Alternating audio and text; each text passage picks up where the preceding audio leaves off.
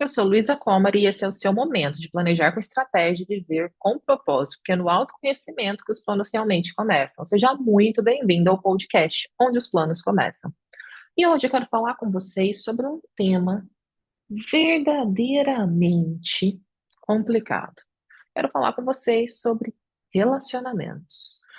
Mais complicado ainda, quero falar com vocês sobre relacionamentos familiares. Porque sim, como eu costumo dizer, família é o que a gente tem de melhor. As pessoas de nossas vidas são aquilo que nós temos de melhor.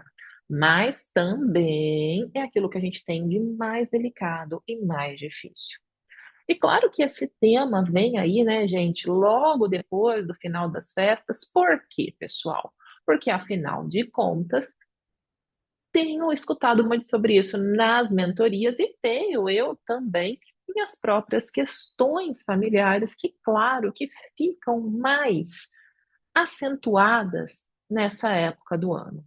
Por isso, se você quer começar identificando onde a sua família invade o espaço, se você está precisando definir um limite claro, se você gostaria de, a partir de hoje, se comunicar sem briga e conseguir sustentar seus limites, esse episódio é para você, tá bom? Então você já fica aqui, já deixa o seu like, já indica para uma amiga para a gente começar essa conversa.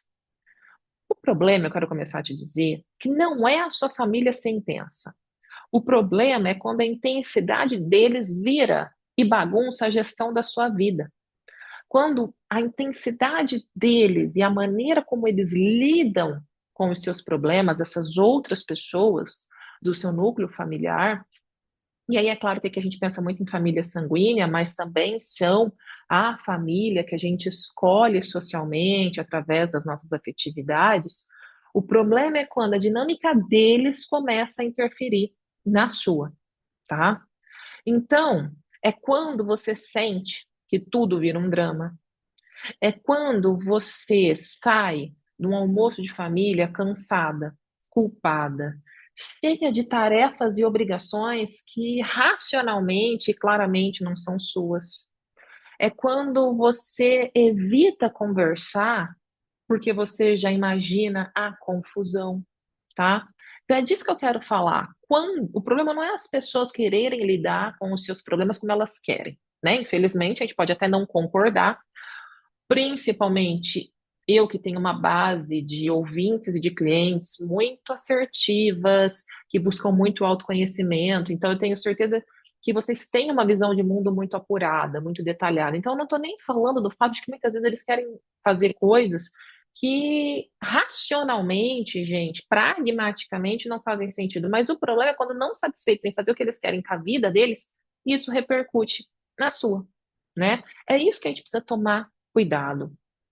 E o que que a gente pode chamar aqui, tá, de confusão familiar? Trouxe aqui alguns exemplos, tá? Um exemplo claro, freudiano, é a famosa triangulação, né? Então é quando você se vê no meio de uma relação que não é sua. Então, muitas vezes, quando você fica no meio da sua mãe com a sua irmã, do seu pai com a sua mãe, da sua sogra com o seu marido, de uma tia com a sua avó.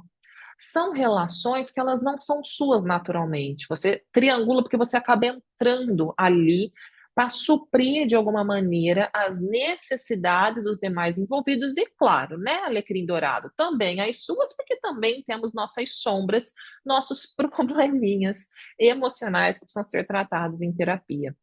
Uma outra confusão familiar, e essa eu vejo muito, muito, muito nas mentorias, gente, talvez seja uma das que mais me incomoda, que é a invasão da agenda, que é simplesmente as outras pessoas pensarem que porque somos mulheres, somos profissionais liberais, somos donas dos nossos escritórios, ou somos associadas com uma grande liberdade, você tem obrigação de estar à frente da agenda do outro, de seguir a agenda do outro, de simplesmente a pessoa falar assim, aparece aqui agora e você larga tudo e vai correndo. Você não tem essa obrigação. Gente, eu tanto de mentorada culpada por isso que eu tenho. A gente trabalha muito isso. Tem mentorias, gente, que a gente trabalha isso assim a mentoria inteira, porque por mais que seja uma mentoria muito focada em planejamento e gestão estratégica, não adianta fazer gestão estratégica quando você tem uma questão dessa na sua vida pessoal. Por isso, inclusive, que boa parte da primeira etapa da mentoria é toda trabalhada em autoconhecimento, mentalidade, crenças limitantes, para a hora que eu criar a tua agenda e falar, você vai seguir, você já saber, entender onde você pode tropeçar. Bom, uma outra confusão familiar é justamente também uma invasão, que é a invasão financeira, né? Então, aquelas cobranças, aqueles empréstimos, aquelas chantagens emocionais de porque eu te ajudei até aqui, isso muitas vezes acontece por parte dos pais, e agora que eu preciso de ajuda. Muitas de nós que somos mulheres que chegaram a um patamar profissional e financeiro que nossos antepassados não chegaram, vem a culpa, vem a vergonha, muitas vezes estimulados por essas pessoas, querida. Alguém te deu alguma coisa de graça? Ninguém te deu nada de graça. Aquilo que os seus pais se propuseram a te ajudar era obrigação deles. Eles quiseram ter filho. Existe uma obrigação moral. Assim como vai existir lá na frente, quando eles forem idosos, se de fato precisarem, dentro das suas possibilidades, auxiliar. Tá? Mas ninguém te deu nada de graça, de favorzinho. Então você não deve nada a ninguém. A invasão emocional também, né, bem freudiana, também reconheço muito ela nessa confusão familiar, que é a culpa, a vitimização. E, gente, depois da vitimização, a minha maior raiva, a punição, gente, silenciosa. Sabe aquele silêncio passivo-agressivo? A pessoa que some por dias, a pessoa que não te responde. Ai, gente, olha, de verdade, a violência do silêncio é uma coisa que hoje em dia eu dou muita risada, tá? E eu dou muito risada porque aqui me abrindo para vocês, talvez, junto com a vitimização, a violência do silêncio é uma das coisas que eu mais enfrentei na minha vida. Infelizmente, convivo com algumas pessoas que sim, são narcisistas. Tá muito na moda falar de narcisismo, mas são, gente, tá? Narcisistas, narcisistas mesmo. E elas adoram a vitimização e o silêncio, né? É uma coisa absurda. E, claro, aquele controlinho disfarçado, né? Ah, eu tô falando que você trabalha demais, ou que você come demais, ou que você fala demais, mas é só porque eu te amo, é só por isso. Gente, crítica construtiva é uma coisa, né? Agora, se ficar tentando controlar o outro e disfarçar como cuidado, a gente precisa aprender. Porque, gente, essa confusão familiar é quando as pessoas, elas não sabem exatamente qual é o papel de cada um, entendeu? E você entra no meio dessa bagunça toda, porque você também acaba tendo dificuldade de entender o seu papel naquela dinâmica familiar.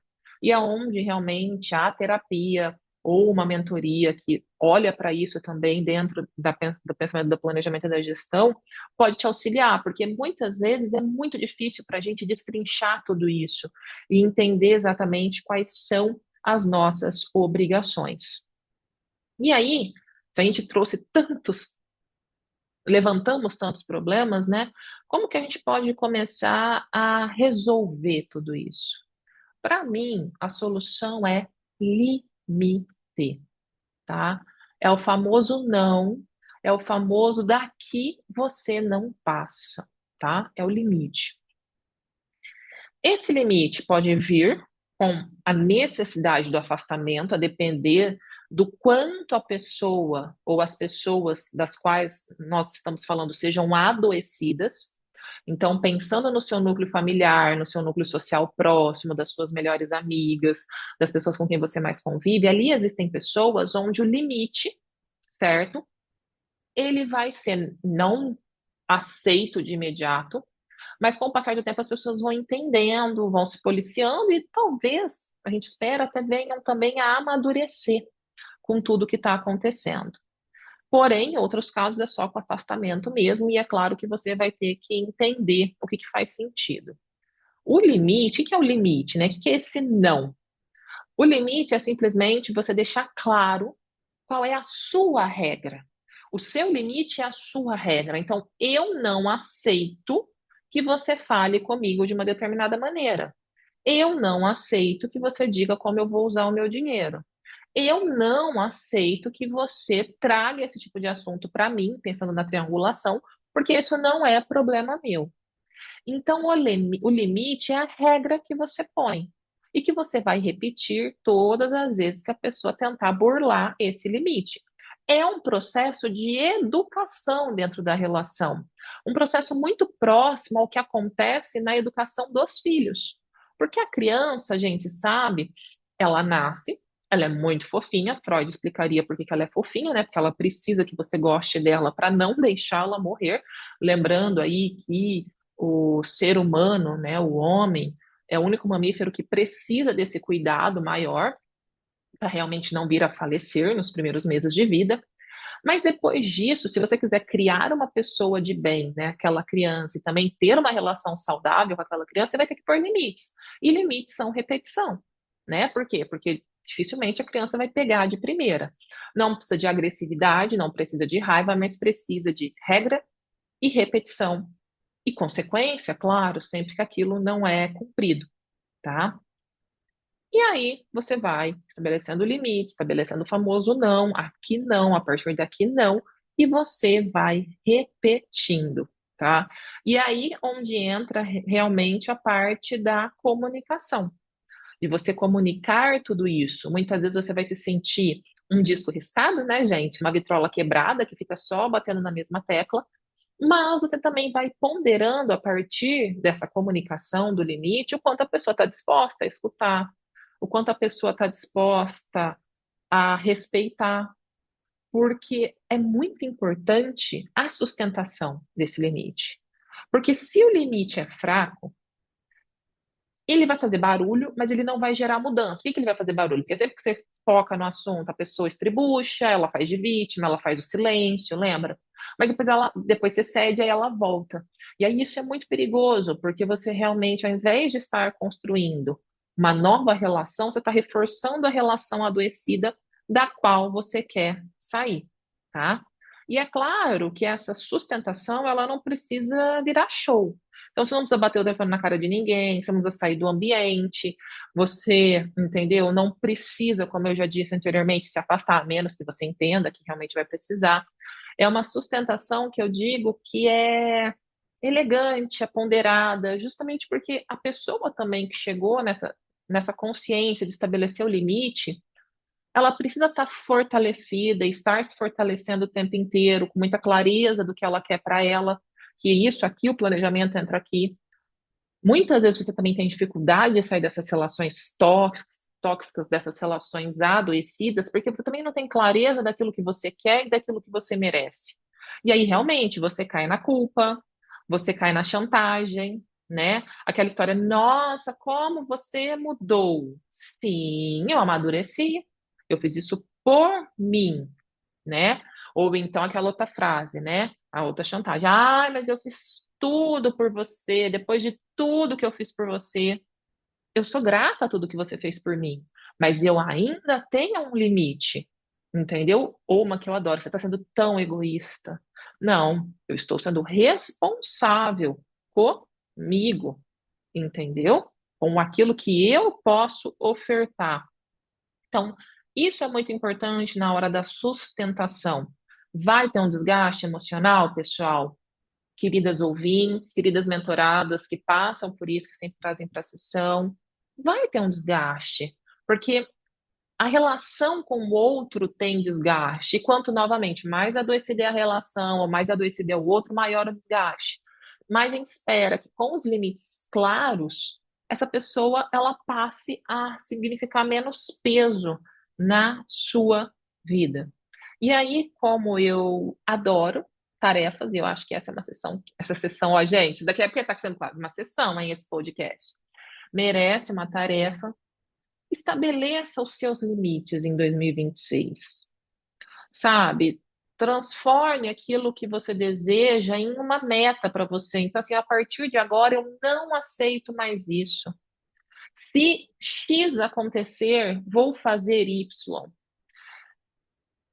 Estabeleça, tá? Essas tarefas, esses limites de maneira bem prática, bem pragmática, sem culpa, certo?